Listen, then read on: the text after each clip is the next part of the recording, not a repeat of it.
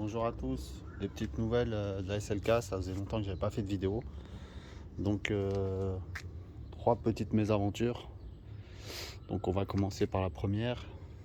J'ai eu un début d'impact. Je sais pas si on voit bien à la vidéo. Alors voilà, c'était ici. On voit le point d'impact qui était ici. J'ai fait réparer et malheureusement 2-3 jours après, ça a fissuré. Donc le monsieur réparateur de pare-brise m'avait bien prévenu que comme on était proche du montant, il y avait un risque de fissure. Le seul souci, c'est que la fissure, elle aura dû se produire au moment d'injecter le produit.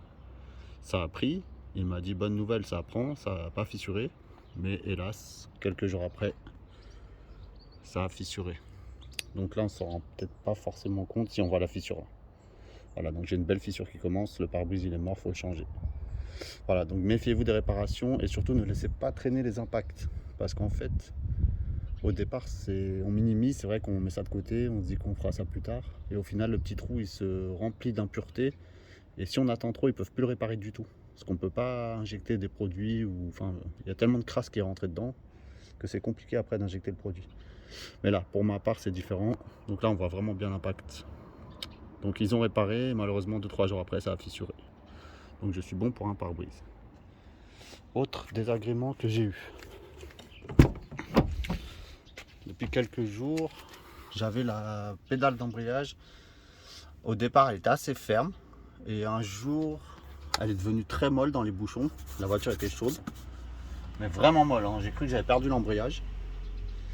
Elle est restée molle après longtemps. Et là, hier, je sors le véhicule. La pédale, elle reste à moitié enfoncée. Donc, comme tout le monde, je me suis dit ça doit être l'émetteur ou le récepteur. J'ai pas de fuite à ce niveau-là. J'ai le câble d'embrayage qui est bon, j'ai contrôlé, même au niveau de la boîte.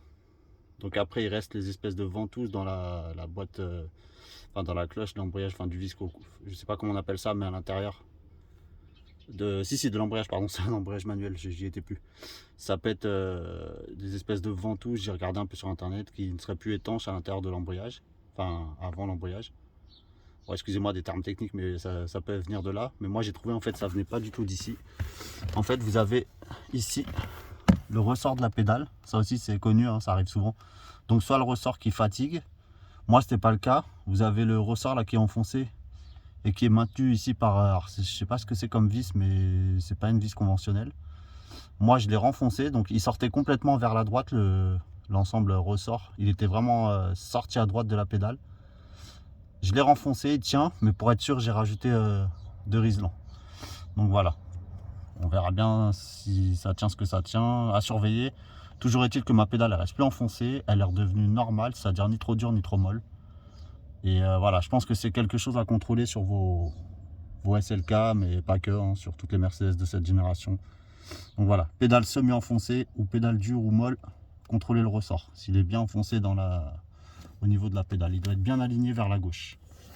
Là, moi, j'avais ma tête de vis qui sortait beaucoup. Voilà.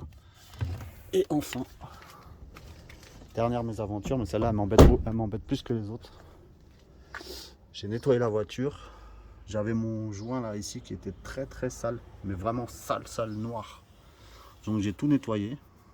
Forcément, qui dit sale dit boue, cochonnerie.